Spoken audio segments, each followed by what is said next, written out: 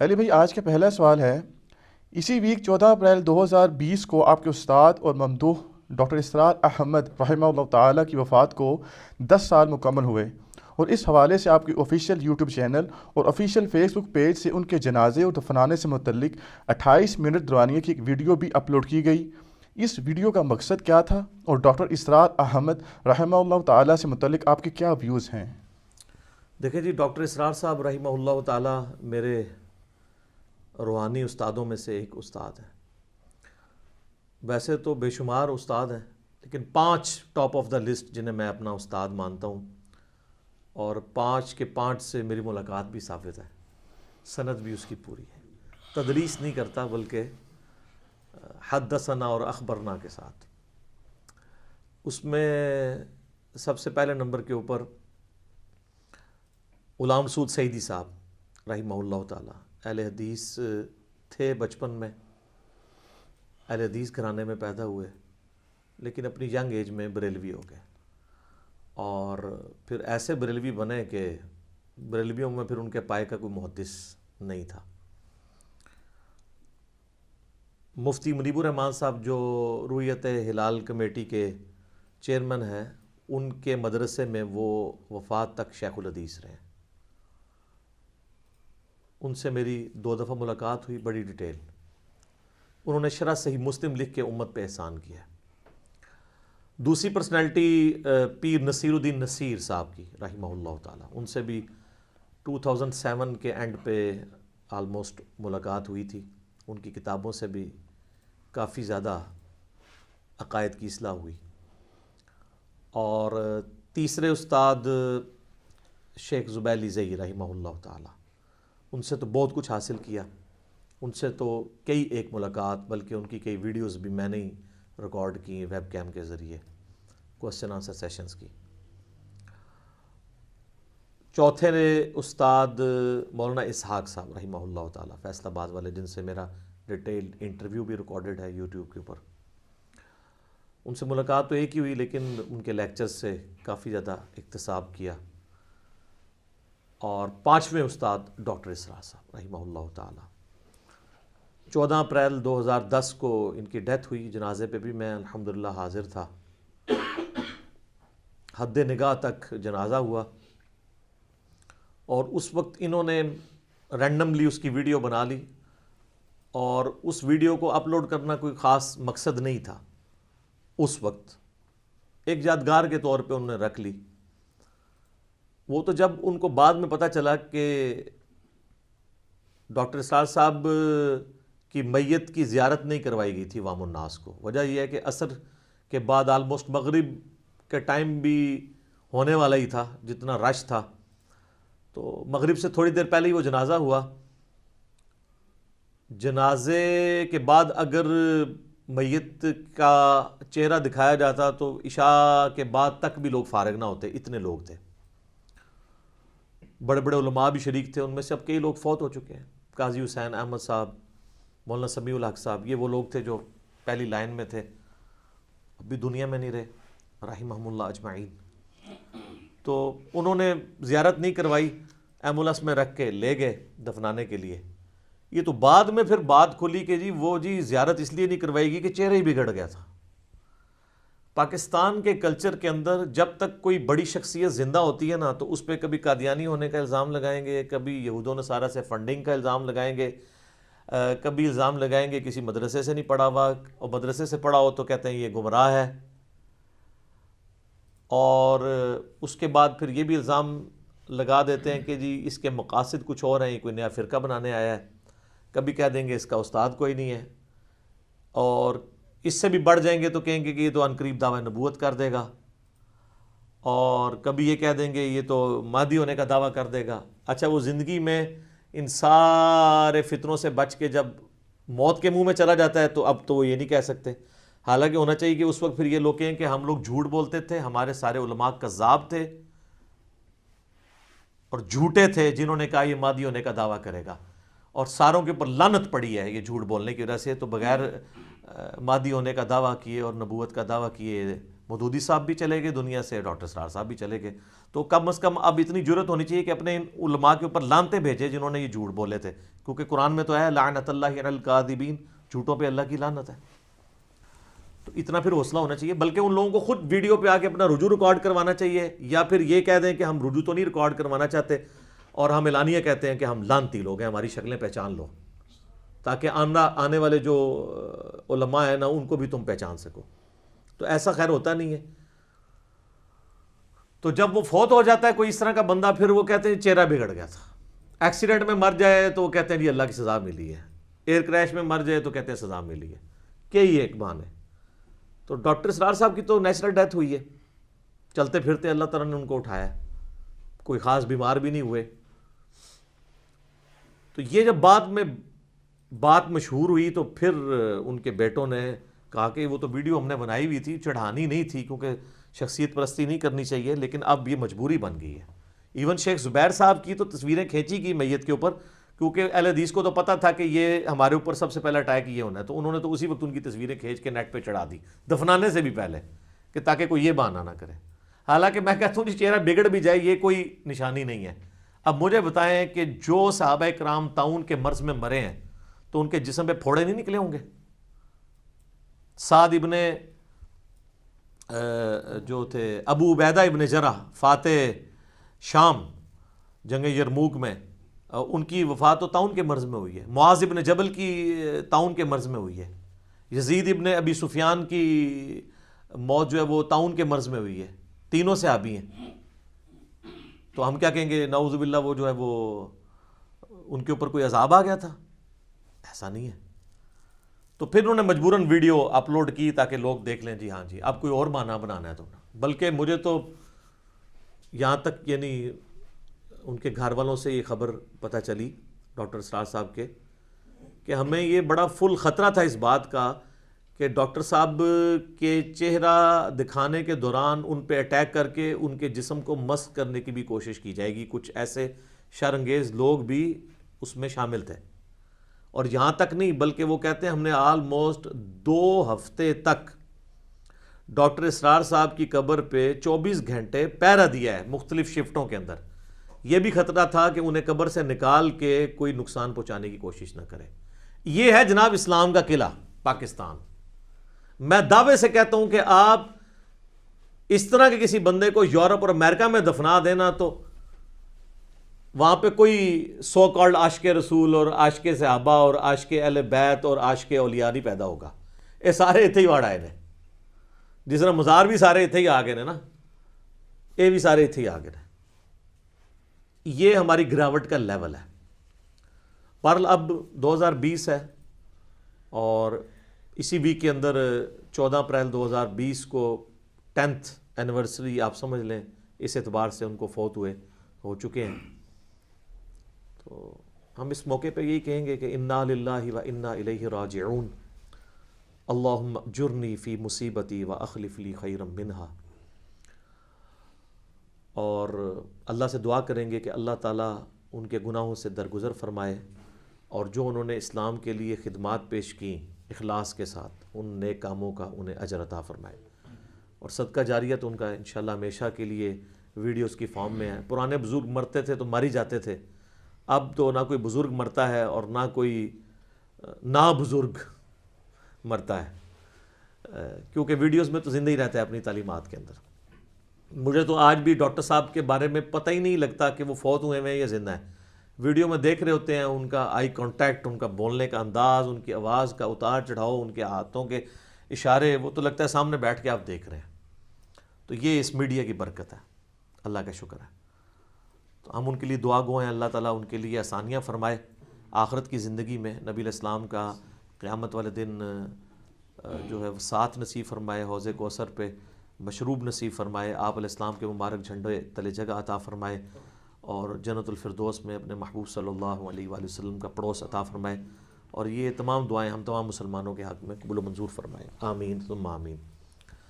اچھا، ڈاکٹر اسرار صاحب سے میرا بے قاعدہ تعارف بچپن سے تھا، کیونکہ ہم کٹر بریلوی خاندان میں پیدا ہوئے، اور جسے وہ کہتے ہیں ٹنا ٹن سنی، کہتے ہیں ٹی ٹی سنی اور پی پی سنی، ایک پلپلا سنی ہوتا ہے، ایک ٹنا ٹن سنی ہوتا ہے. خیر اسی تے ٹنا ٹن بھی پلپلے کر دیتے ہیں اللہ دے فضل نال، علمی دلائل نال. تو وہ ٹن ٹنا سنی خاندان میں، تو بے قاعدہ تعارف تو ہمیں تھا. ہم سے کوئی پوچھتا بھی تھا نا ڈاکٹر اسرار صاحب کے بارے میں، تو ہم کہتے تھے وہ نعوذ باللہ ایک مودودی تھا اور یہ اسی کا ایک گمراہ شاگرد. نہ ان کی شکل دیکھی ہوئی، نہ ان کی کوئی ویڈیو دیکھی ہوئی، نہ کوئی کتاب پڑھی ہوئی، کچھ نہیں پتا، بس صرف سن سنا کے سننی، یعنی ٹنی، پڑھ پڑھا کے سننی نہیں. باقاعدہ تعارف جو ہوا وہ 2007 میں میرا ہوا، 2007 کے اندر. اور میری زندگی میں ہدایت کا سبب بننے والے لوگوں میں ڈاکٹر اسرار صاحب بھی ٹاپ آف دا لسٹ ان 5 لوگوں میں شامل ہیں جن کا میں نے شروع میں تعارف کروایا. غلام سعود سعیدی صاحب، پیر نصیر الدین نصیر صاحب، شیخ زبیر لیزئی صاحب، مولانا اسحاق صاحب اور ڈاکٹر اسرار صاحب. سارے ہی دیکھ لیں دنیا سے جا چکے ہیں، رحمہم اللہ اجمعین، آمین. تو کرنا یہ ہوا اللہ کا کہ مارچ 2007 کی بات ہے، مجھے آفس کے کام کے سلسلے میں کراچی جانا پڑا. اور کراچی سے بھی آگے بلوچستان ہم نے جانا تھا، لیکن رات کا ہمارا سٹے کراچی میں تھا. ارلی ان دا مارننگ ہم نے نکلنا تھا، کیونکہ بلوچستان میں آپ کو پتہ ہے اس وقت ابھی بھی حالات ہیں لیکن اب کافی بہتر ہو چکے ہیں. کافی حالات خراب تھے، تو وہ فجر کے وقت سے بھی پہلے وہ جو ہے وہ کانوائے کو ٹریول کرواتے تھے. تو آلموسٹ کوئی آپ سمجھ لیں 10-11 بجے ہم لوگ پہنچے اپنے ہاسٹل میں ڈیفنس کراچی کے اندر، مارچ 2007. پہلے میں نے ارادہ کیا کہ کمرے میں سو جاؤں، پھر میں نے کہا یار ظہر کی نماز جماعت سے رہ جائے گی. خیر انتظار کیا، جب اذانیں شروع ہوئیں تو میں نے جو وہاں پہ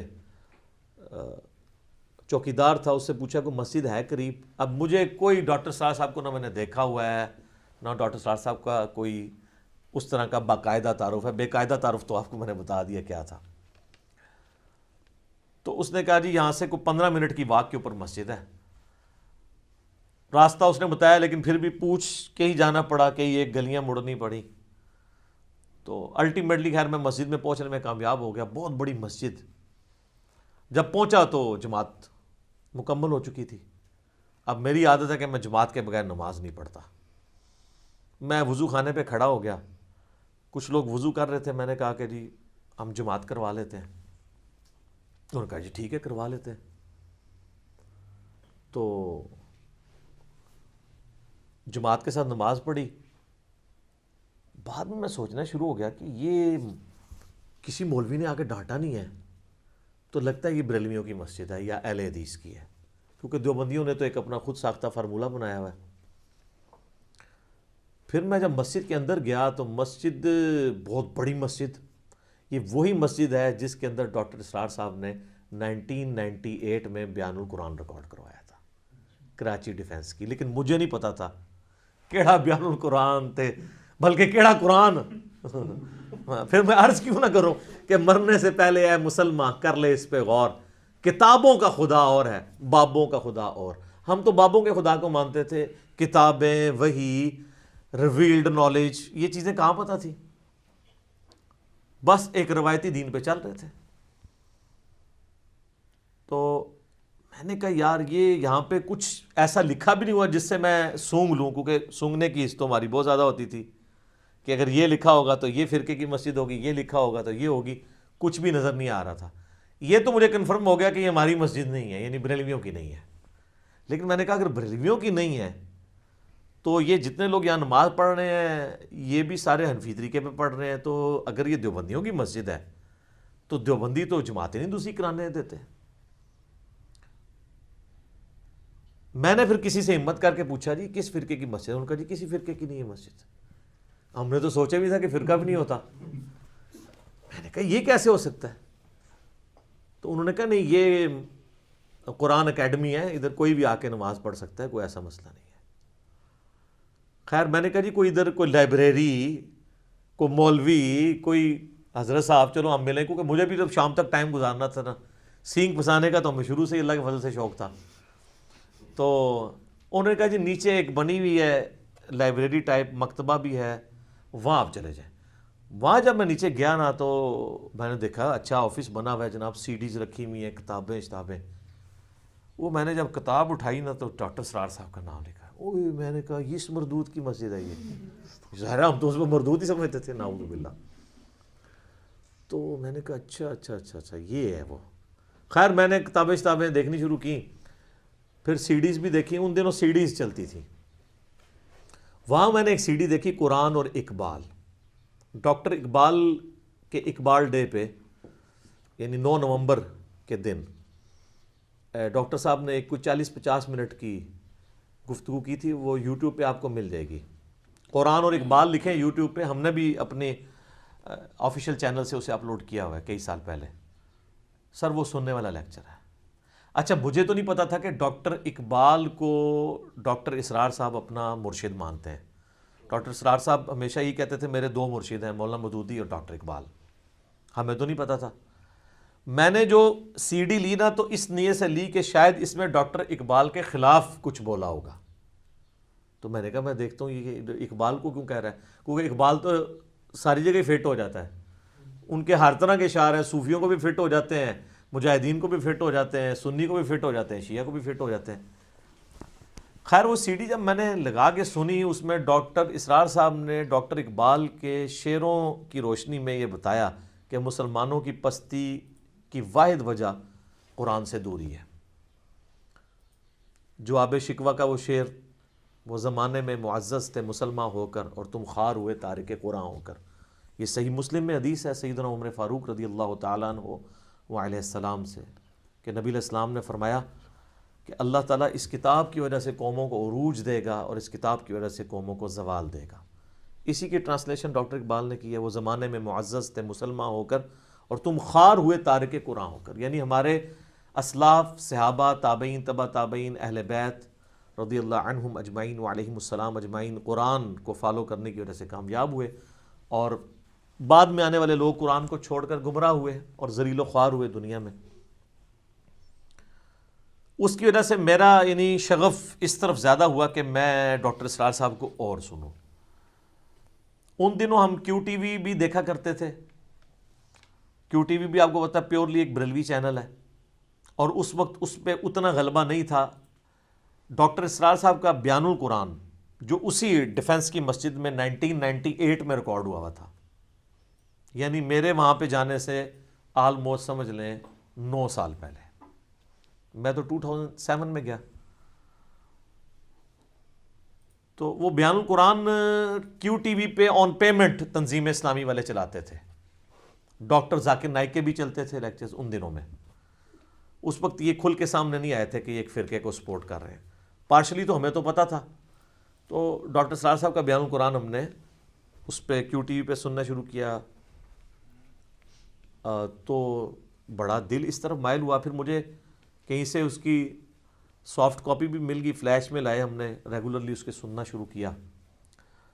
2007 میں ہی قرآن ترجمے سے پڑھنا شروع کر دیا تھا، کافی زیادہ دماغ جو ہے کھلنا شروع ہو گیا، لیکن بیان القرآن کی وجہ سے اللہ تعالیٰ نے یعنی ایک قرآن سمجھایا۔ ڈاکٹر اسرار صاحب کی یہ تو خوبی تھی، ان کی سپیکنگ کا سٹائل اور باقیوں میں زمین اسمان کا فرق ہے۔ ڈاکٹر اسرار صاحب قرآن اس طرح بیان کرتے تھے جس طرح قرآن نازل ہوا تھا، اس پیشن کے ساتھ، اس لیے بات دل میں اتر جاتی۔ خیر ہم نے ارادہ کیا کہ ڈاکٹر اسرار صاحب کو ملاقات ضرور کرنی ہے، چونکہ اس وقت ہم نئے نئے تبلیغی جماعت کے ساتھ اٹیچ ہوئے تھے۔ میرے یوٹیوب کے اوپر ایک پوری لائف سٹوری بھی ہے، 1 ملین سے زیادہ لوگ دیکھ چکے ہیں، میں مسلمان کیوں ہوا۔ یہ نہیں کہ پہلے میں مسلمان نہیں تھا، مراد یہ ہے کہ پہلے میں ایک فرقے والا مسلمان تھا، پھر سادہ مسلمان بن گیا، سنی شیعہ اہل حدیث بریلوی دیوبندی سے نکل کے۔ آپ جا کے لکھیں میں مسلم کیوں ہوا، یا لکھ دیں لائف سٹوری آف انجینئر محمد علی مرزا، تو وہ کھل جائے گی۔ اس میں نے کافی ساری اور باتیں بتائیں جو میں آج سکپ کروں گا۔ تو میں نے چونکہ تبلیغی جماعت کے ساتھ اس وقت اٹیچ ہو چکا تھا، 2 نومبر 2007 کو رائے ونڈ میں اجتماع تھا، اور اس اجتماع کے چند ہفتوں بعد میں نے حج کے لیے جانا تھا۔ 18 دسمبر 2007 کو حج ہوا تھا۔ 2007 وہ سال تھا جس میں 2 حج آئے تھے، ایک جنوری کے مہینے میں اور ایک دسمبر کے مہینے میں. تو ہم نے دسمبر والا حج کیا تھا 18 دسمبر 2007 کو. تو 2 نومبر کو اجتماع تھا، وہ اٹینڈ کر کے تو واپسی پہ ہم ماڈل ٹاؤن والی مسجد میں گئے ڈاکٹر اسرار صاحب سے ملاقات کے لیے. اس وقت سرسری سی ملاقات ہوئی، وہ اتنی ڈیٹیل نہیں تھی، لیکن ہمیں صرف ایک تھا کہ جیسے ایک پیری مریدی والا سلسلہ ہوتا ہے نا، کہ ظاہر ہے بندے کی خواہش ہوتی ہے کہ ملے ایسی بڑی شخصیت کو.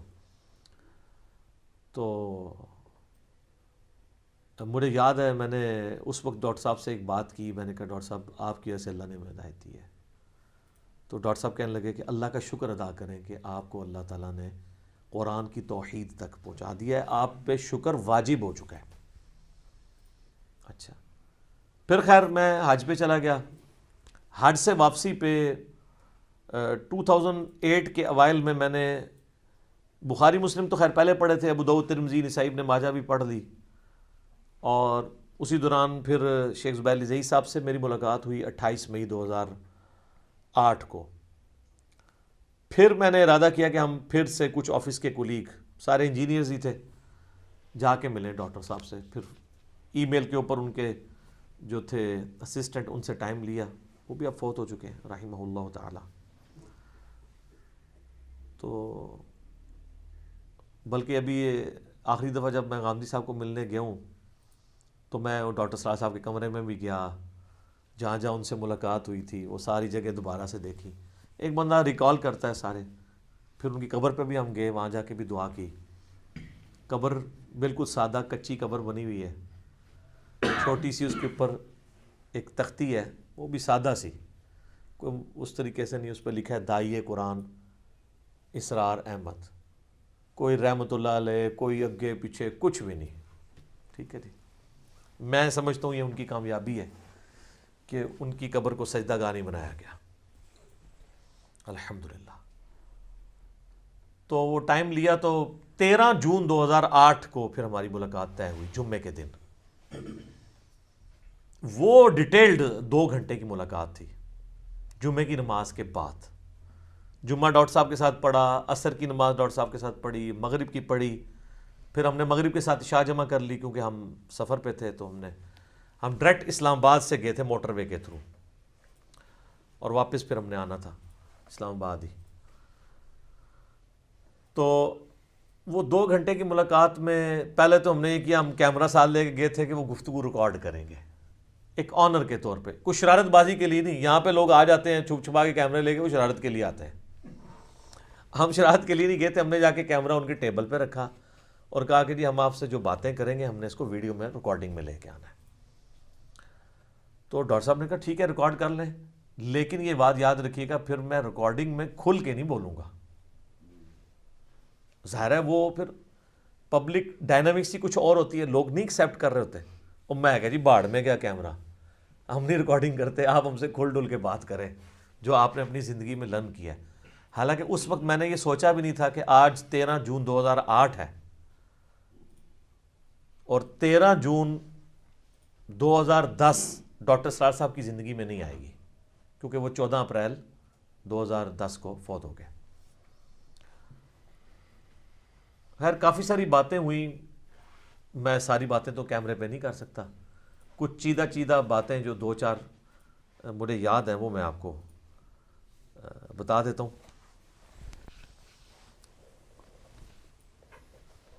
پہلی چیز جو میں نے ان سے عرض کی، میں نے کہا جی آپ اختلافی موضوعات پہ جب بولتے ہیں نا تو یا احادیث کو بیان کرتے ہیں تو کمزوری نظر آتی ہے، اس میں آپ ضعیف روایتیں بھی بیان کر جاتے ہیں، اور اختلافی موضوعات پہ آپ کو بالکل کوئی گریپ نہیں ہے.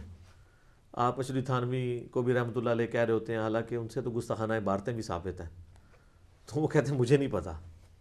پھر مجھے کہنے لگے بیٹا میں اختلافی موضوعات اور حدیث کی فیلڈ میں امی ہوں. یار یہ کتنی بڑی جرت ہوتی ہے کوئی شخص اپنی کوئی کمزوری تسلیم کر لے. اور یہ میرے سامنے نہیں، یہ ایون جب انڈیا کے لیکچرز تھے ان کے ڈاکٹر ذاکر نائک نے بلایا تھا، وہاں پہ بھی ان کو اگر کسی نے پرچی لکھ کے بھیجی ہے نا، کوئی حدیث بیان کی ہے تو وہ پرچی میں سوال آیا نا ہزاروں بندوں کی موجودگی میں، اب پرچی کو پڑھ تو نہیں رہا، اتنی پرچیاں ہیں، وہ پرچی یوں دیکھتے ہیں، اس کے بعد یہاں کوئی ہو تو وہ سائڈ پہ کر دے، پرچی دیکھی انہوں نے، پڑھ بھی دی کہ ڈاکٹر صاحب آپ نے یہ جو حدیث بیان کی ہے اس کو تو شیخ البانی ضعیف کہتے ہیں. تو ان کا جی البانی صاحب تو بہت بڑی شخصیت ہے، حدیث میں کمزور ہوں، میں امی ہوں، ٹھیک ہے اگر میں نے بیان کیا تو اس کو آپ چھوڑ دیجیے گا، باقی میری گفتگو لے لیجیے گا. حالانکہ اس پرچی کے پڑھنے کے وہ پابند نہیں تھے، کسی نے نہیں پڑھی، وہ خود پرچیاں پڑھ رہے تھے. اپنے بارے میں اس طرح کون پرچی پڑھتا ہے سوائے اس کے جس کو اللہ کا خوف ہو. اچھا، پھر میں نے وہی عرض کیا کہ حضور آپ کی وجہ سے اللہ نے ہمیں ہدایت دی. تو کہتے ہیں بیٹا اللہ کا شکر ادا کریں، آپ پہ شکر واجب ہے کہ اللہ نے آپ کو توحید تک پہنچایا.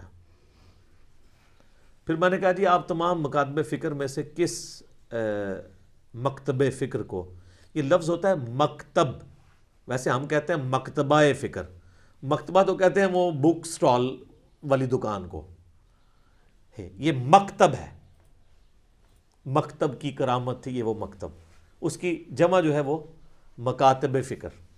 تو میں نے کہا آپ کس مکتب فکر کو حق پہ سمجھتے ہیں؟ تو مجھے کہنے لگے جی قرآن و حدیث کی روح سے میں نے تو عقائد اور نظریات میں سب سے بہتر اہل حدیث کو پایا ہے. اچھا، عوام الناس مشہور ہے وہ دیوبندی تھے، حالانکہ سب سے زیادہ پراپوگنڈا دیوبندیوں نے ان کے خلاف کیا. اہل حدیث نے بھی کوئی کسر نہیں اٹھا رکھی. سر کسی فرقے نے حصہ ڈالنے سے پیچھے رہا ہے؟ آپ لوگ سوچتے ہیں یہ میرے بارے میں کرتے ہیں، تو ڈاکٹر اسرار صاحب دیوبندی، اہل حدیث، بریلوی، شیعہ کسی کے شر سے بچے ہیں؟ نہ ان کے علماء کے شر سے بچے ہیں، نہ عوام کی شر سے، لیکن پھر بھی اللہ نے ان کی دعوت پوری دنیا تک پہنچائی ہے اللہ کے فضل سے. تو یہ تو کسی کو نہیں معاف کرتے. آپ جب تک ان کی ملت پہ نہ ہیں یہ آپ سے راضی نہیں ہوں گے.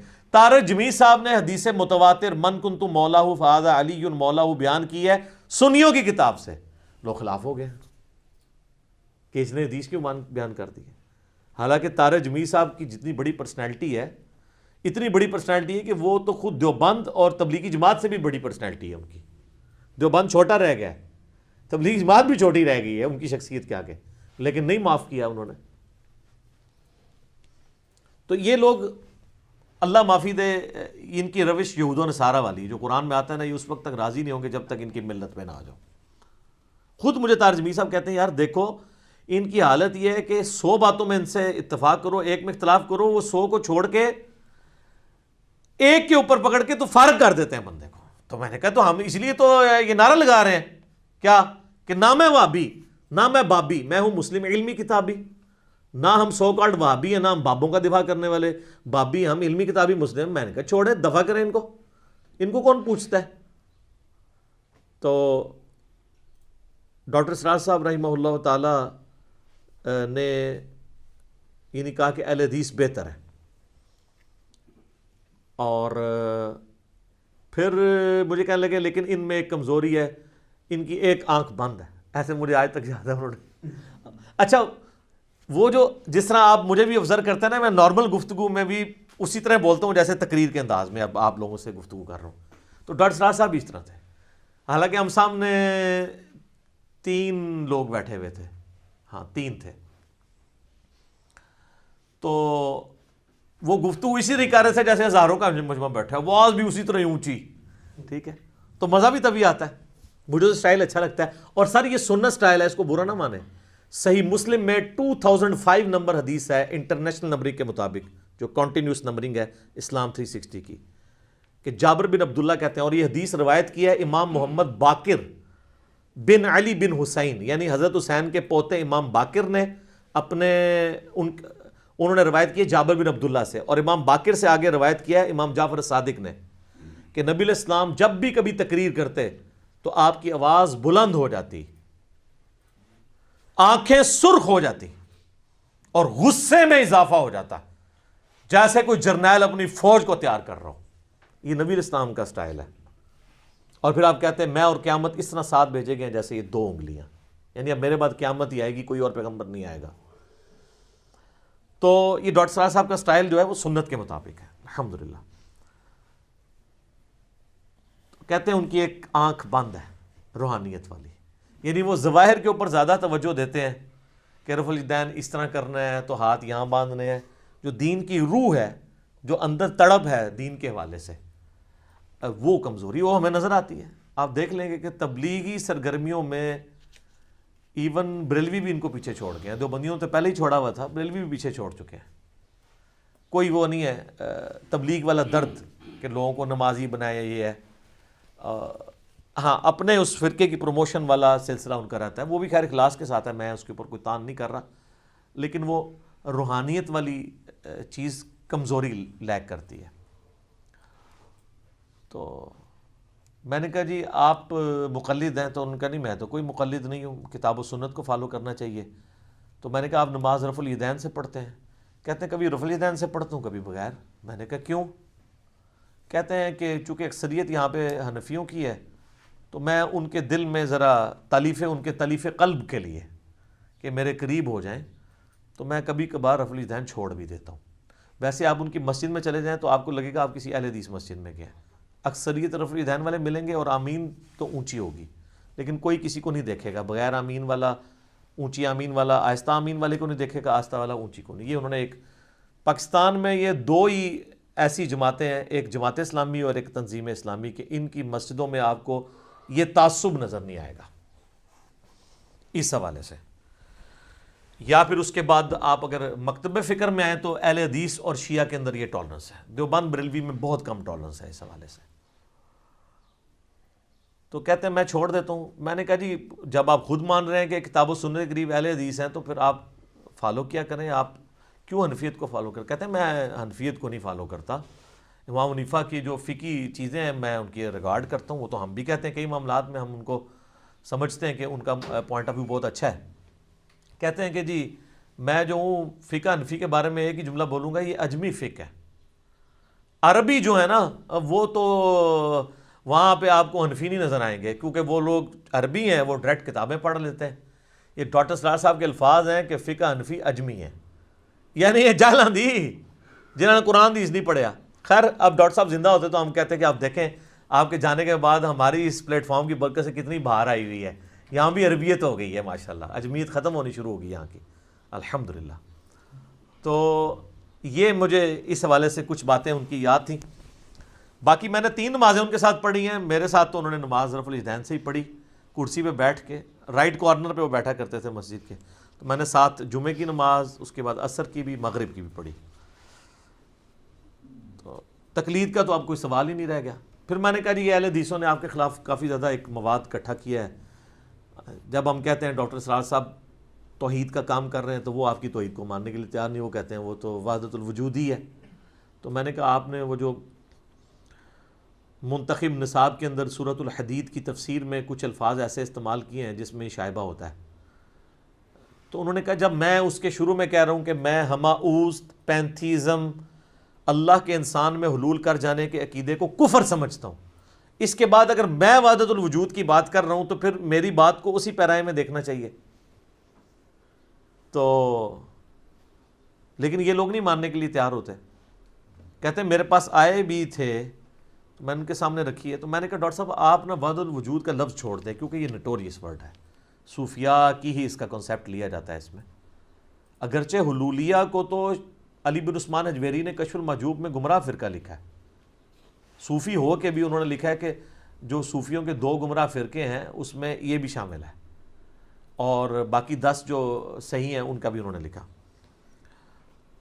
تو پھر مجھے وہ ہنستے ہوئے کہنے لگے کہ بیٹا یہ ڈاکٹر اسرار کا وحدت الوجود ہے, صوفیاء والا وحدت الوجود نہیں ہے.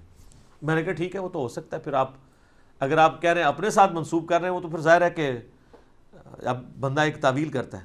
اور دوسری طرف یہ اہل حدیث کا حال یہ ہے کہ اس ملاقات کے کئی سال بعد آپ کو ہوتا ہے 2016 کے اندر ڈاکٹر ذاکر نائک پہ انڈیا میں پابندی لگی ان کی کچھ تقریروں کے اوپر, اور وہ تقریر آؤٹ آف کانٹیکسٹ پیش کی گئی. انہوں نے اسلامک بم کی, جہاد کی, یہ چیزیں باتیں کی, اور وہ جہاد سے مراد وہ قتال نہیں لے رہے تھے, وہ سٹرگل لے رہے تھے, ٹھیک ہے. اور پھر اسی سے کچھ لوگ موٹیویٹ ہوئے اسلام کے پوائنٹ آف ویو سے, اور بقول انڈیا کے, میں نے اس کی تحقیق پتا کہ انہوں نے کچھ دہشت گردی کی ایکٹیویٹیز کی ہیں. حالانکہ ڈاکٹر ذاکر نائک تو کنڈیم کرتے تھے, وہ کہتے تھے تم نے یہ الفاظ بولے ہیں کہ ایک جو ہے نا وہ ایک مسلمان کو ٹیررسٹ ہونا چاہیے, لیکن ظلم کے خلاف ٹیررسٹ ہونا چاہیے, شیطان کے خلاف, بددیانتی کے خلاف, چوری کے خلاف. تو وہ اگرچہ لفظ نٹوریس ہے وہ پازیٹیو سینس میں استعمال کر رہے تھے. کئی لفظ ہیں جیسے اب قرآن میں بھی کفر کا لفظ نٹوریس ہے, لیکن اللہ تعالیٰ سورہ البقرہ کی آیت نمبر 256 257 کے اندر کیا کہتا ہے کہ جو ایمان ہے اس کی نشانی یہ ہے کہ آپ اللہ پر ایمان لاؤ اور طاغوت کا کفر کرو. تو یہاں پہ اب کفر جو ہے وہ پازیٹیو معنوں میں استعمال ہوا ہے کہ طاغوت کا کفر کرنا ہے اور ایمان لے کے آنا ہے اللہ تعالیٰ کے. ویسے تو اللہ کا کفر تو نہیں آپ کر سکتے, کفران نعمت نہیں کر سکتے, تو کفر کا لفظ یہاں پہ اس طریقے سے یوز ہوا ہے. تو وہاں پہ انہوں نے ٹیررسٹ کا لفظ استعمال کیا تو انہوں نے کہا یار یہ لفظ یوز کیا ہے, تو وہاں پہ اہل حدیث اپنے کلپ بنا کے چڑھا رہے تھے. نہیں وہ ڈاکٹر ذاکر نائک کا کہنے کا یہ مطلب نہیں تھا, وہ اس لفظ کو یوں کرنا چاہتے تھے. تو ڈاکٹر اسرار کی دفعہ آپ کو یہ ساری تو جہاد بھول گئی تھی, اس لیے کہ وہ آپ کے فرقے سے نہیں تھے, یہی وجہ تھی نا. تو یہ ان لوگوں کے اس طرح کے رویے ہیں. خیر ڈاکٹر اسرار صاحب نے اس حوالے سے کلیریفیکیشن دے دی, مزید میں نہیں سمجھتا. باقی میرا انالیسز ہے کہ اگرچہ ان کی تنظیم اسلامی بہت اچھا کام کر رہی ہے, میں پاکستان میں یعنی جو تنظیمیں کام کر رہی ہیں ان میں ٹاپ آف دا لسٹ 2 جماعتوں کو مانتا ہوں, جماعت اسلامی کو اور تنظیم اسلامی کو. کم از کم سینٹرڈ اراؤنڈ قرآن تو ہے نا. اس کے باوجود میں کہوں گا کہ ڈاکٹر اسرار صاحب 1 مین آرمی تھے. جو ان کا پیشن تھا وہ آج تک تنظیم اسلامی وہی کیش کروا رہی ہے. اور یہ کوئی عیب والی بات نہیں. لوگ کہتے ہیں جی مودودی صاحب جیسا ایک بندہ اور کیوں نہیں پروڈیوس ہو گیا جماعت اسلامی میں, یا تنظیم اسلامی میں ڈاکٹر اسرار کیوں نہیں آ گیا. سر اس طرح تو کبھی بھی نہیں ہوتا. اس طرح کے جو لوگ ہوتے ہیں نا, یہ ایک آدھ بندہ ہی آتا ہے. یہ مدرسوں سے یا اسکول سے یا کالجز اور یونیورسٹیز سے یہ پروڈیوس نہیں ہو سکتے, ورنہ جہاں سے آئنسٹائن یا نیوٹن پڑھے ہیں وہاں سے اور بھی نیوٹن اور آئنسٹائن بن کے نکل آئے نا. ان کی جو ڈگری ہیں وہ برکت والی ڈگری ہوتی ہیں, وہ تو جینیس لوگ ہوتے ہیں. اس طرح کی ڈگری تو مودودی صاحب کے پاس بھی تھی, مدرسوں کی ڈگری انہوں نے بھی بعد میں لے لی تھی, لیکن اپنا علمی ورک کرنے کے بعد جب لوگوں نے کہا عالم نہیں ہے, انہوں نے کہا لے آؤ عالم نہ کورس. ڈگریوں کی PDF موجود ہیں, آپ نیٹ کے اوپر جا کے دیکھ سکتے ہیں. جا کے جناب انہوں نے 6 مہینے میں جا کے ٹیسٹ ان کا اعلیٰ نمبروں سے سارا تھوڑی ڈگری ہے, لو ڈگری لے آ کے ہوں مان لو, پھر بھی نہیں مانا. مسئلہ تو کچھ اور تھا. تو ڈاکٹر اسرار صاحب جیسی شخصیت اس طرح نہیں, لوگ یہ گاڈ گفٹڈ صلاحیتیں ہوتی ہیں. بلکہ میں وہ ڈاکٹر ذاکر نائک کو اگلے دن ان کی ایک پرانی ویڈیو چڑھی ہوئی تھی ڈاکٹر اسرار صاحب کی ڈیتھ کے اوپر, جب دنیا ٹی وی والوں نے لیا انہیں فون کال پہ, تو انہوں نے کہا میرے اوپر ڈاکٹر اسرار صاحب کا بڑا احسان ہے. جب وہ 1991 میں انڈیا آئے تو مجھے انہوں نے ایک نصیحت کی کہ بیٹا یہ 2 کام پیرلل میں نہیں چل سکتے, یا ڈاکٹری کر لو یا دین کا کام کرو. کہتے ہیں جب انہوں نے مجھے کہا نا تو میں نے پہلی دفعہ سیریسلی یہ سوچا کہ مجھے یہ کام دونوں میں سے ایک چوز کرنا چاہیے. تو دیکھ لیں اللہ نے رنگ لگا دیا, ورنہ وہ دونوں کام پیرلل میں لے کے چلتے تو اس طرح ان کا بڑے لیول پہ کام نہ جاتا. تو یہ ڈاکٹر اسرار صاحب کا احسان ہے ان کے اوپر. اور ڈاکٹر اسرار صاحب پہ جس کا احسان ہے وہ تو مودودی صاحب ہیں. مولانا مودودی رحمہ اللہ تعالیٰ کی 2 زندہ کرامتیں ہیں قیامت تک کے لیے, ایک ڈاکٹر اسرار اور دوسرا ڈاکٹر فرحت ہاشمی. ڈاکٹر فرحت ہاشمی کے والد جو ہیں جماعت اسلامی کے سرگودا کے امیر تھے, اور ڈاکٹر اسرار صاحب تو ڈائریکٹلی مودودی صاحب سے پڑھے ہوئے ہیں. خود بیان القرآن میں سورہ یوسف کی تفسیر میں انہوں نے ریکارڈ کروایا کہ میں میٹرک کا اسٹوڈنٹ تھا جب پارٹیشن ہوئی, انڈیا پاکستان الگ ہوئے, تو کہتے ہیں ہم لوگ محصور ایک علاقہ تھا انڈیا کا جو بعد میں انڈیا کو یعنی مل گیا, وہاں سے ہجرت کر کے مسلمان یہاں آ گئے. کہتے ہیں وہاں پہ ہم محصور بھی ہو گئے اور ہم نے مورچے جو ہیں وہ نکالے ہوئے تھے سیکیورٹی کے لیے. تو کہتے ہیں پورا دن فارغ ہوتے تھے, ڈیوٹی دینی ہوتی تھی, پہرا دینا ہوتا تھا. تو ٹائم پاس کرنے کے لیے ان دنوں مودودی صاحب کی تفہیم القرآن جو منتھلی میگزین میں چھپ رہی تھی ترجمان القرآن کے نام سے, جو بعد میں پھر قرآن کی کا ترجمہ بھی ترجمان القرآن آ گیا, اور تفہیم القرآن ابھی اس وقت سورہ یوسف پہ پہنچے تھے, تو وہ قسطوں میں آتا تھا. تو کہتے ہیں میرا بڑا بھائی جو جماعت اسلامی میں ان کے بڑے بھائی اظہار کنسٹرکشن کمپنی, اچھا وہ ابھی تک زندہ ہے میرا خیال ہے. بار ان کے اظہار صاحب کے بیٹے بھی, ڈاکٹر اسرار صاحب کے بیٹے بھی ماشاءاللہ ریگولرلی ہماری ویڈیوز دیکھتے ہیں الحمدللہ. تو وہ کہتے ہیں مجھے, وہ پھر ہم دونوں بھائی آپس میں کہتے ہیں میں نے عربی اور فارسی تو میٹرک لیول تک پڑھی ہوئی تھی, اس وقت تو یہ ایز اے لینگویج بھی پڑھائی جاتی تھی. تو ہم لوگ تفہیم القرآن تو کہتے ہیں وہ میں سورہ یوسف کی تفسیر جب مودودی صاحب کی پڑھی نا تو قرآن کی محبت میرے دل میں پیدا ہوئی، پھر میں مودودی صاحب کے ساتھ باقاعدہ ان کے پاس جا کے علم حاصل کرنا شروع کیا۔ امین احسن اصلاحی صاحب کے پاس بھی جاتے رہے، یہ دونوں وہ کہتے ہیں میرے استاد ہیں۔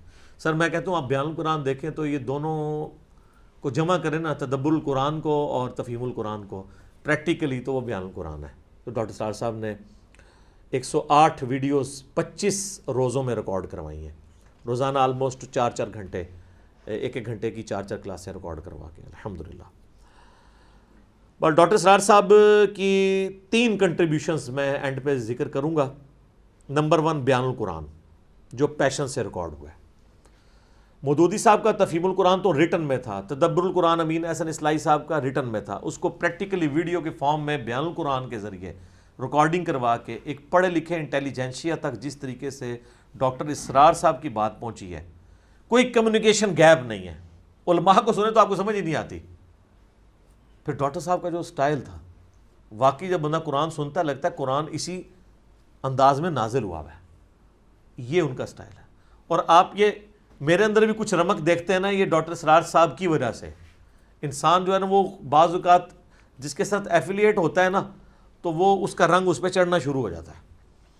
ویسے خیر میں بچپن سے ہی جذباتی علیحدہ سے ایک میری نیچر ہے، لیکن یہ پھر ڈاکٹر اسرار صاحب مجھے تو سٹائل پسند ہے، اور یہی وجہ ہے ڈاکٹر اسرار کا آپ قرآن سن لیں یا ہماری قرآن کی ریکارڈنگ سن لیں اور باقی کسی اور کی سن لیں تو وہ اسی طریقے سے ونس اپان اے ٹائم ایک دفعہ کا ذکر ہے۔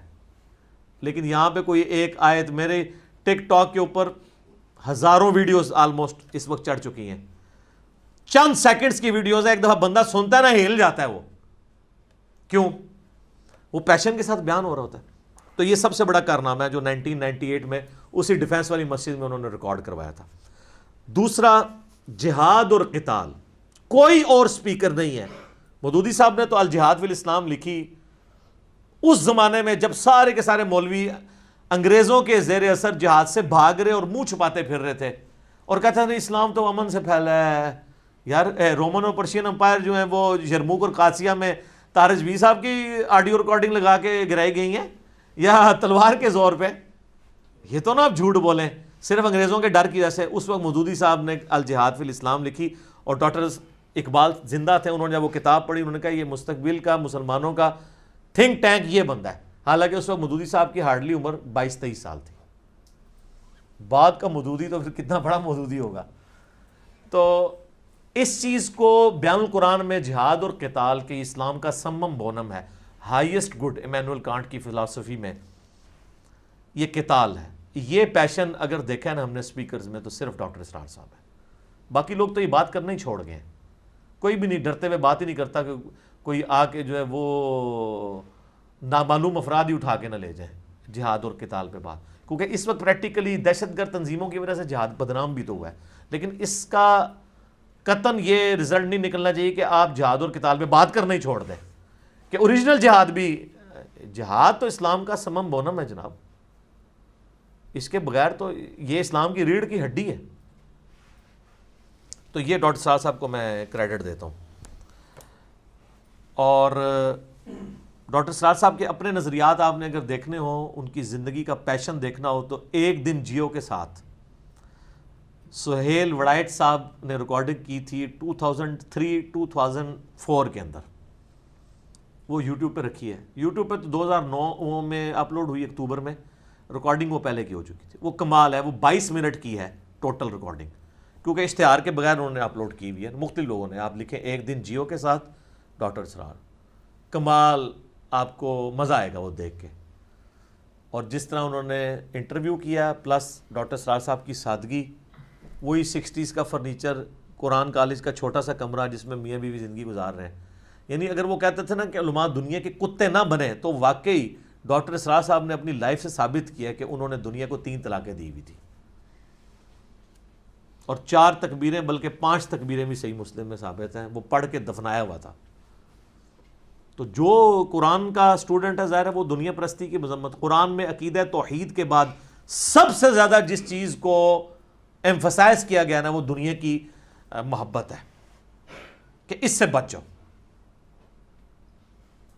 یہ قرآن کا مرضی ٹاپک ہے، توحید اور دنیا کی مذمت، اور دنیا کی محبت کو کنڈیم کیا گیا. تو وہ آپ انٹرویو دیکھیں. اور تیسری میں سمجھتا ہوں ڈاکٹر اسرار صاحب کی جو کنٹریبیوشن ہے وہ نظام خلافت کے اوپر بات کرنا ہے. اور میں سمجھتا ہوں کہ ڈاکٹر اسرار صاحب نے امت کو امام مہدی کے لیے آپ سمجھ لیں ایک گراؤنڈ پرووائڈ کی ہے. وہ تو اپنی زندگی میں بھی کہتے تھے مجھے تو نہیں پتہ میری زندگی میں انقلاب آنا ہے نہیں آنا کب آئے گا، لیکن کم از کم اس کی تیاری کریں. خلافت علی منہاج النبوہ کے حوالے سے جو امام محمد مہدی علیہ السلام کے بارے میں اہل سنت اہل تشیع دونوں کے ہاں روایتیں موجود ہیں. اہل سنت کے ہاں سنن ابی داؤد میں، مسند احمد میں، اور بلکہ مشکات میں بھی وہ کمبائنڈ فارم میں حدیثیں مل جائیں گی کہ قیامت سے پہلے میری اولاد میں، فاطمہ کی اولاد میں ایک شخص پیدا ہوگا، میرے نام پہ اس کا نام ہوگا جو پوری دنیا کو انصاف سے بھر دے گا. اور مسند احمد میں حدیث ہے قیامت اس وقت تک قائم نہیں ہوگی جب تک دنیا کے ہر گھر میں میرا پیغام نہ پہنچ جائے، چاہتے ہوئے یا نہ چاہتے ہوئے لوگ اس دعوت کو قبول نہ کرتے. امام محمد مہدی پہ میں نے 12 حدیث بیان کیا. آپ یوٹیوب پہ جا کے لکھیں امام محمد مہدی ساتھ انجینئر محمد علی مرزا. یعنی یہ نہیں ہے کہ میں نے مہدی ہونے کا دعویٰ کیا ہے، یعنی میں نے امام مہدی کے اوپر 12 حدیثیں بیان کی ہیں. تو وہ آپ دیکھ سکتے ہیں. تو یہ مہدی کے حوالے سے، اسی طریقے سے اینڈ آف ٹائم کے حوالے سے، اور انٹرنیشنل پالیٹکس یہود و نصارہ کی قیامت کے قریب کیا کیا حالات ہوں گے، اس حوالے سے جو ڈاکٹر اسرار صاحب کی گرپ تھی نا کسی اور کی نہیں تھی. اور یقین کریں آج یہ کورونا اور یہ ساری 5G سازش اور فلاں فلاں یہ جو چیزیں نا، آج ڈاکٹر اسرار صاحب کی کمی محسوس ہو رہی ہے. ان کا ویژن تھا. اسرائیل، امریکہ، انڈیا، یہ کیا کیا سازشیں پاکستان کے مسلمانوں کے خلاف کر رہے ہیں، ان چیزوں کو وہ بڑی دلیری کے ساتھ ہائی لائٹ کرتے تھے. اور اپنے حکمرانوں سے بھی نہیں وہ ڈرتے تھے. 2 بڑے ڈکٹیٹر کا زمانہ انہوں نے پایا ہے، ضیاء الحق کا اور مشرف کا، اور انہوں نے بڑی زور لگایا کہ ان کو اپنی کابینہ میں شامل کیے. ضیاء الحق کے ساتھ شامل ہوئے، کچھ دنوں بعد چھوڑ دیا. انہوں نے کہا میں منافقت نہیں کر سکتا. اس طریقے سے مشرف نے ان کو بلایا تھا تو جب یہ طالبان والا اٹیک والا امریکہ کے آگے لیٹ گیا تھا نا 2001 کے اندر، تو ڈاکٹر اسرار صاحب نے کھری کھری اسی وقت سنا دی تھی. دلیر آدمی تھا، وہ کوئی پرواہ نہیں تھی کسی چیز کی. تو یہ ان کی دلیری تھی. میں سمجھتا ہوں یہ ان کا ایک بہت بڑی کنٹریبیوشن ہے. باقی ان کے خلاف جو اہل تشیع نے ایک ہنگامہ کھڑا کیا، ایک مسئلہ ان سے ایسا ہوا، آپ اس کو کہہ لیں کہ اس جاہل عوام کے اعتبار سے تو مس ہینڈل ہوا. اہل سنت کے ہاں تو وہ روایتیں پائی جاتی ہیں، آپ ان کی صحت کے اوپر بحث کر سکتے ہیں، 2 رائے ہیں سیدنا علی کے حوالے سے، لیکن اس کی بنیاد پہ ان کو ناسبی کہنا معاذ اللہ. مولا علی کے لیے جتنی ان کی محبت تھی، ان کی تو کتاب ہے مسیل عیسیٰ، سیدنا علی کی شان میں ان کا ایک لیکچر ہے جو ریٹن فارم میں آیا ہے. اور تسبیح فاطمہ والی بخاری مسلم کی حدیث جب بھی وہ بیان کرتے تھے ان کی آنکھوں میں آنسو آ جاتے تھے. تو ان کی محبت تھی سیدنا علی کے ساتھ. بلکہ انہوں نے 2005 میں جو کتاب لکھی پاکستان میں نظام خلافت کیا، کیوں اور کیسے، اس میں انہوں نے واضح لکھا کہ معاویہ ابن ابی سفیان نے جو حضرت علی کے خلاف جنگ کی ہے، یہ تو ایک خاندانی اور قبائلی تعصب کا نتیجہ تھا، بنو امیہ اور بنو ہاشم کا. اس سے بڑی وہ کیا بات کریں. ابھی تازہ ان کی ایک ویڈیو اپلوڈ ہوئی ہے عمر بن عبدالعزیز کے بارے میں کہ وہ اسلام کے پہلے مجدد کیوں ہیں. اس میں انہوں نے آل امیہ کے پھٹے اکھاڑ کے رکھ دیے کہ انہوں نے کیا کیا بگاڑ پیدا کیا تھا جو عمر بن عبدالعزیز نے آ کے دور کیا ہے. اور بتایا کہ بھی خلافت 30 سال ہے، حضرت حسن کے وہ 5 مہینے 6 مہینے ملا کے وہ پورے ہوتے ہیں. تو میں نہیں سمجھتا کہ اس کے بعد کوئی شخص کہ ان کے اندر کوئی ایسی چیز تھی. باقی کچھ کمزوریاں تھیں، اور وہ جب انہوں نے میرے سامنے کہا کہ حدیث کی فیلڈ میں میں کمزور ہوں، تو میں نے دیکھ لیں پھر وہ کمزوریاں دور کر کے ریکارڈ کروا دی ہیں. یوٹیوب پہ میرے 3 کلپ ہیں، رپلائی ٹو ڈاکٹر اسرار احمد اور حضرت معاویہ، رپلائی ٹو ڈاکٹر اسرار احمد آن عبداللہ ابن سبا، اور رپلائی ٹو ڈاکٹر اسرار احمد آن حضرت معاویہ کاتب وحی. یہ 3 ہیں. تو میں نے حدیثوں کی روشنی میں جو ان سے مس ہینڈل ہوئے تھے مسئلے میں نے بیان کر دیے. انہوں نے کہہ دیا تھا کہ مولا علی نے کہا کہ یہ جو قرآن میں سورۃ الحجر کی آیت ہے کہ اہل ایمان قیامت والے دن اللہ تعالیٰ ان کے دلوں سے کدورت نکال دے گا اور وہ آمنے سامنے جو ہے وہ تختوں پہ بیٹھے ہوں گے. تو یہ حضرت علی نے کہا یہ میرے اور معاویہ کے بارے میں. تو میں نے کہا تو معاویہ کا تو نام ہی نہیں ہے اس میں. یہ تو انہوں نے کہا تھا کہ میرے عثمان، طلحہ اور زبیر کے بارے میں، اور مستدرک للحاکم میں ہے، سنن نسائی الکبریٰ کے اندر ہے اور کتابوں کے اندر، میرے کربلا والے ریسرچ پیپر میں ہے۔ کربلا ہر جگہ آ جاتی، کیا کریں، وہ کربلا والا ریسرچ پیپر آپ ڈاؤن لوڈ کر لیجئے گا، یہ اردو میں بھی ہے، عربی میں بھی، اور انگلش میں بھی ہے، اور ہندی میں بھی۔ 200 احادیث کربلا کے اوپر جمع کی ہیں، اکثر بخاری مسلم سے ہیں، اور باقی جو کتابوں سے ان کے اوپر تحکیم بھی ہے، شیخ البانی کی، شیخ زبیر لیزئی کی، شیخ شعیب آرناؤت کی رحمہ اللہ اجمعین۔ تو یہ فریلی آپ ڈاؤن لوڈ کریں ahlsunnatpak.com سے۔ تو اسی طریقے سے عبداللہ ابن سبا کے والے سے میں نے بتایا کہ شہادت عثمان میں اس کا کوئی لینا دینا نہیں تھا، شہادت عثمان کے اسباب کچھ اور تھے، وہ آل امیہ تھی، تو میں نے علمی اختلاف بھی ان سے کیا ہے۔ لیکن یہ شیعہ نے جس طریقے سے ان کو زیرو سے ملٹیپلائی کیا، یہ بات بالکل غلط ہے، اور ایک آدھ مسئلہ مس ہینڈل ہونے سے آپ کسی کو زیرو سے ملٹیپلائی نہیں کر سکتے۔ اوورآل اس کے کریکٹر میں چیزیں دیکھنی چاہیے کہ کیا ہے، تو پھر ایک آدھ بات کے اوپر ٹالریٹ ہو سکتا ہے، اور پھر جب وہ بندہ کہہ بھی رہا ہو کہ مجھے اس حوالے سے کمزوری ہے، بدنیت ہو تو وہ کبھی بھی نہ اس طرح کی باتیں، یعنی اہل سنت میں بڑی جرت ہے، یا مودودی صاحب نے جرت کی ہے میر شام کے بارے میں بولنے کی، یا ڈاکٹر اسرار صاحب نے، باقی لوگ تو جرت نہیں کرتے ہیں، تو یہ جرت ہی میرے خیال کافی ہے۔ غامدی صاحب نے بھی آگے اب جرت کی ہے، وہ بھی ایک سلیم صافی صاحب کا بلاؤ انہوں نے پروگرام ریکارڈ کرایا تو ہم نے پھر وہ اس کے اوپر ویڈیو ریکارڈ کروا دی تھی۔ تو یہ جناب ڈاکٹر اسرار صاحب کا میں نے 10 سال بعد ان کو جو کچھ میری یادداشت میں تھی چیزیں، کچھ میں نے پوائنٹس لکھ لیے تھے کہ میرے سے کوئی اوور لک نہ ہو جائے، باقی میں نے جو لکھا تھا اس سے کم از کم 2-3 گنا زیادہ ہی بیان کر دیا، کیونکہ جو باتیں ذہن میں آئی ہیں۔ آخر میں ان کے لیے دعا کریں گے کہ اللہ تعالیٰ ان کی غلطیوں سے درگزر فرمائے، انہیں نیک کاموں کا اجر عطا فرمائے، اور ان کی علمی کاوشوں کو قیامت تک کے لیے ان کے لیے صدقہ جاریہ بنائے، اور ان کے جو لواحقین ہیں ان کو پورے صبر و استقامت کے ساتھ ان کے مشن کو آگے لے کے چلنے کی توفیق عطا فرمائے۔ ٹھیک ہوگا جی، آمین ثم آمین۔